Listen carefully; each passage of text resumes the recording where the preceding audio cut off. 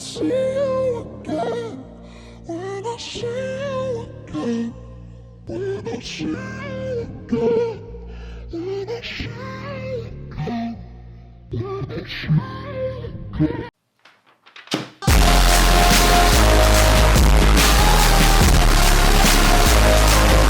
I see you again. My favorite kind of tricks don't require any effort at all, which is why I thought today I'd show you guys some basic beginner Oprah's nipples. So for this, I'm going to show you guys a little bit of a compatibility test. Now, this doesn't require a lot of effort on your end, but it gets the job done in terms of trying to establish a connection between you and your fellow participant in this magical journey we've established in this planet. So you need a deck of cards. So you take it out of the box, you give it a little bit of a cut to make it fair for the spectator. Now, the spectator is then instructed to cut off about half the cards and shuffle them in their own hands. So they do that. I'll pretend to be the spectator here.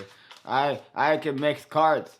I'm special. Yes, you are. Yes, you definitely are. So they mix the cards as much as they see fit. And pretty much this is going to be a compatibility test, meaning I'm going to pick a card from their half. They're going to pick a card from my half, and we'll see what the results are here. So they spread the cards in their hands as best they can. Usually they're not as adept as I am at spreading cards, because let's be honest here, I'm a magic superstar. So they spread out the cards nice and wide, and then you make your selection. So you look through the cards, you try to, you know what, I'll pick this one right here. I'll pick that one for me. Yeah. You know what? No, I'm not gonna pick that one because you peeked at it. Yeah, I noticed because of the peanut butter dribbling down your face that you peeked at that card, you piece of shit. So I'll pick this one right here. Tell you what, I'll pick that one. I'm happy with that one. So I picked that one. So now the spectator does the same with my half. They could touch any card they want. They could change their mind as many times as they can physically. So they touch any card. Let's say they touch this one. You ask them, hey, sir, that's a good selection. Would you like to change your mind? No? Yes? Okay. You do whatever you want. So they touch a card right here, and finally they're settled on it. They don't want to change their minds. So you turn it over, and it happens to be the 5 of clubs, which is great. It could have been any card that they picked, and honestly, they could have changed their mind as many times as possible, which is interesting because the card that I picked from their half happens to be the matching 5 of spades. So that in turn can mean that you are now compatible with the spectator. So you just give me your hand. Yeah, that's right. Yeah. And then you live happily ever after with whatever sexual fetish you want to accomplish with a missing limb here. So that's pretty much a trick. It's a simple trick. It's not really anything that's going to cause Earths to explode, but it's a cute trick. And if you give it the right pattern, you might actually get some maybe a lemon meringue hand job from it. So pretty much it's simple as it could be. This trick is usually done with some sort of marked deck. It's like I pick a card, you pick a card, and they match. Oh my god. Oh no, they match. That's crazy. Oh god. So for this, it's simple enough. You just need a little bit of a setup. First thing you got to do is, if you could zoom in right here with this fantastic Canon T6i, you can see that the back of the 5 of spades has a mark here. So I just got a red pen. There you go. Yeah, fantastic. So I got a red pen, and I just bubbled in a little corner there. That's way too much. You really don't want to do that. I did that purposely for the camera. Usually I wouldn't have it that much. It'd just be like a little pencil dot. Something that if the spectators decide to pick up the cards, they're not going to be like, hey, sir, why is there a red marking on this card? It seems you've dripped some period blood. Too much.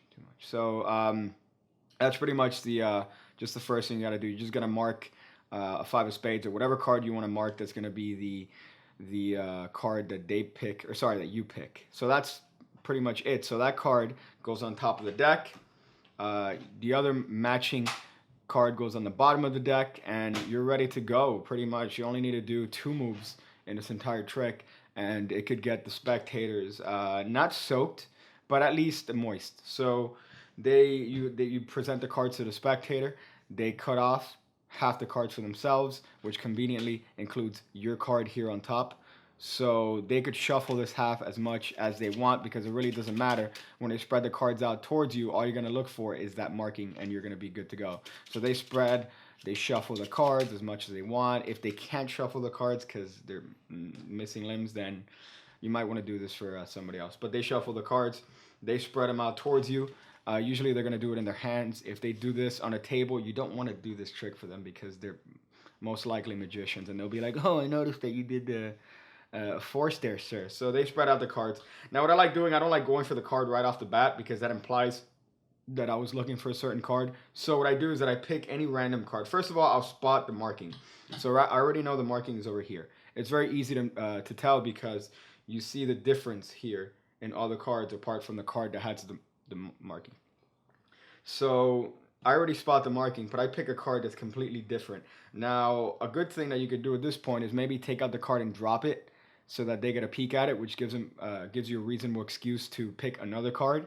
Or I just accuse them of peeking at the card just outright, even though there was no chance. So that's the sort of connection I like to have with the spectators, just falsely accusing them of things that are obviously incorrect. So I just pick out any card here, and then I change my mind. I go, you know what? I don't want that card. And then I'll usually just rummage around a little bit and then ultimately go for the card with the marking on it.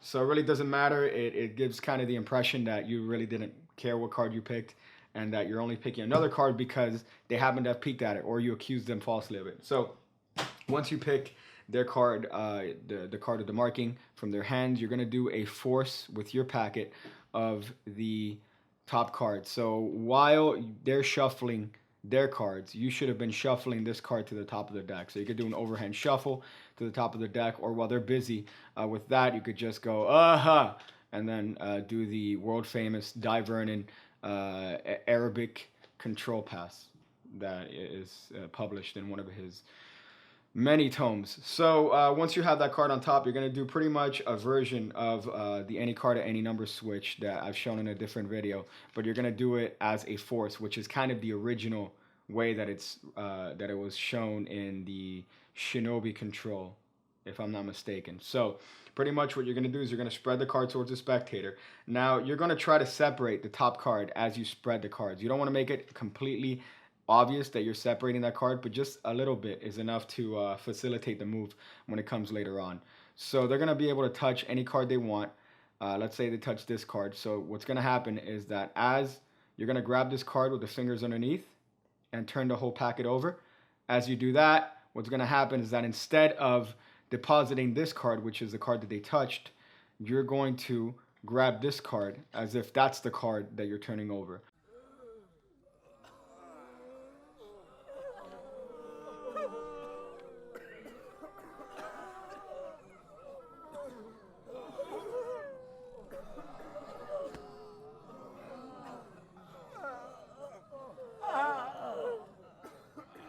So that's the force. It's simple as that. Once you take out the card, you could then go whatever byplay you want, talk about compatibility, whatever it is that you need to do to get your feet wet, if you know what I mean. By foot, I mean. So your card is now forced, and you've originally picked this card, which happens to match your card, and everyone goes home happy. So it's a compatibility test. You're happy, they're happy. That's a really good force. So practice it well. It's not really a hard move, which is why I consider this basic beginner upper nipples. So there you go. I hope you guys enjoyed that. Share, show this to your friends. I'm